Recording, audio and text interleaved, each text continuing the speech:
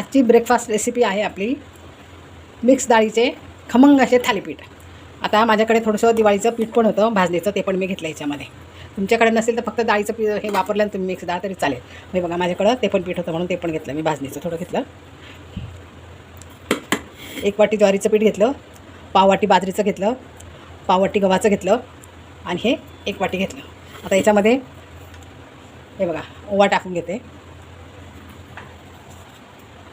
आणि लसूण, हिरवी मिरची, जिरे यांचं वाटण करून घेतलं मी, ते पण टाकते. छान होतात, खमंग होतात मग त्याच्याने.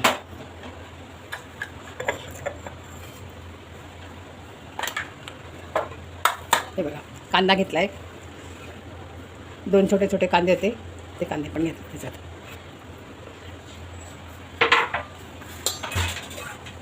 भरपूर अशी कोथिंबीर पण घ्यायची.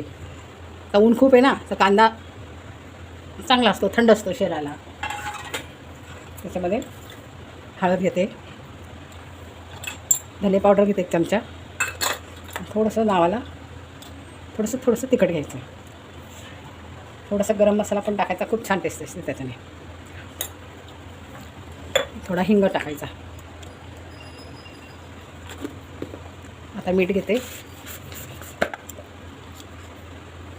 चवीनुसार मीठ टाकून घेतो. आता हे सगळं सुकंच एकत्र करून घ्यायचं आहे आपल्याला, सगळं एकत्र करून घ्यायचं. भाजणीचं पीठ आहे ना त्याच्यामध्ये थोडं, त्याच्यामुळे खमंग वास येतो आहे. भाजणीचं पीठ म्हणजे माझ्या चकल्यांसाठी केलेलं होतं मी, ते पीठ घेतलं याच्यामध्ये, त्याच्याने अजूनच छान खमंग वास येतो आहे. आता याच्यात आपण पाणी टाकून मळून घेऊ. आता आपण आता याच्यात थोडं पाणी टाकून हे आता मळून घेते. हां, एकदमच नाही करायचं, थोडंच पाणी टाकून मळायचं. जरा सैलसर मळून घेते आता मी. हे बघा असं मळून घेतलं आहे. चपातीला मळतो ना आपण किंवा भाकरीला मळतो त्याच्यापेक्षा थोडं सैल करायचं.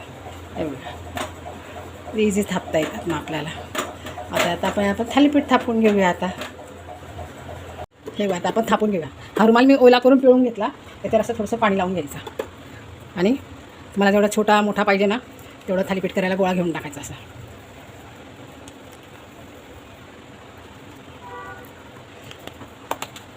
पाण्याचा हात लावून असं थापून घेऊया आपण. पाण्याचा हात लावून थापला ना चिटकत नाही आणि पसरलं पण जातं पीठ. तोपर्यंत तवा पण आपला तापतोय. खूप कडक नाही तापवायचा तवा, पण पातळ छान थापून घ्यायचे आणि भाजताना आपण खरपूस भाजून घ्यायचे, जसे तुम्हाला पाहिजे तसे. छान पसरला गेला आपला थालीपीठ.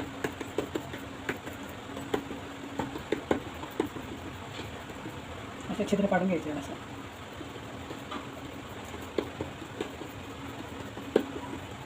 त्याला आपण असं छिद्र पाडून घेऊया.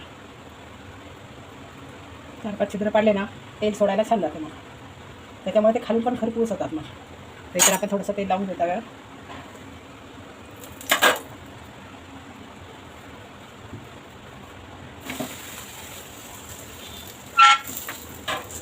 तर आपण तेल सोडून घ्यायचे घरांमध्ये, खालून पण छान तेल लागल्यावर खरपूस होतात.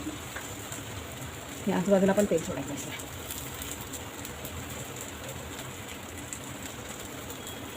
आता झाकून ठेवूया आपण. ते होतं आपण तोपर्यंत दुसरं थालीपीठ ठेवून घेऊ. परत असं पाण्याचा हात लावायचा,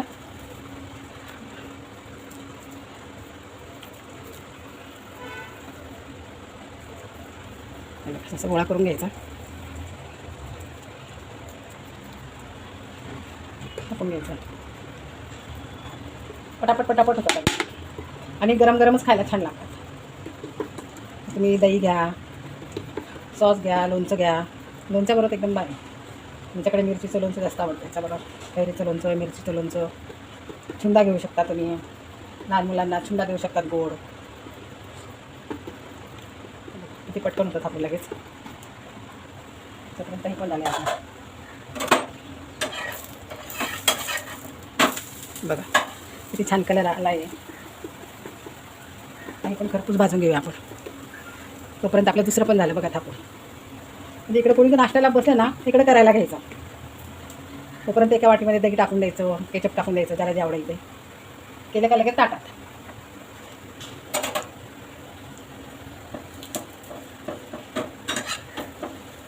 ते दाबून दाबून शेकायचं कडा, छान खरपूस होतात. आपण इथं पराठे कसे करतो आपण तसे, पण तुम्ही अवश्य याच्यात थोडासा गरम मसाला टाकून बघा, खूप भारी टेस्ट येते. आणि भाजणीचं थोडंसं पीठ असले ना तुमच्याकडे ते पण टाका. माझ्याकडे कारण चकल्यांचं होतं पीठ, ते टाकलं मी, त्यामुळे मी त्याच्यात बेसन पीठ नाही घेतलं, कारण चणा डाळ होतीच ना माझ्या याच्यात. थोडंसं होऊ द्या आता आपण बघा. बघू शकता तुम्ही किती छान झाले बघा पराठा.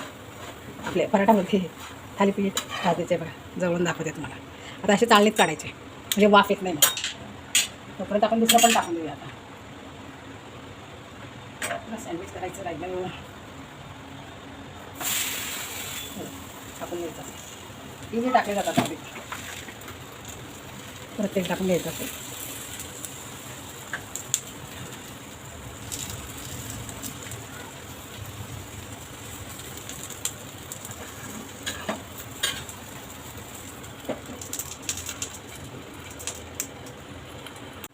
बघा किती फास्ट होतात आपले. एक होईपर्यंत आपल्या दुसरं लगेच थापून पण होतं बघा. आणि झाले का चाळणीवर काढत जायचं, म्हणजे वाफ नाही पकडत. मग नंतर ताटात दिलं ना ते वाफ नाही ताटाला. आता मी तिसरं पण टाकून घेते, एका बाजूला ताटात सर्व पण करते आता लगेच.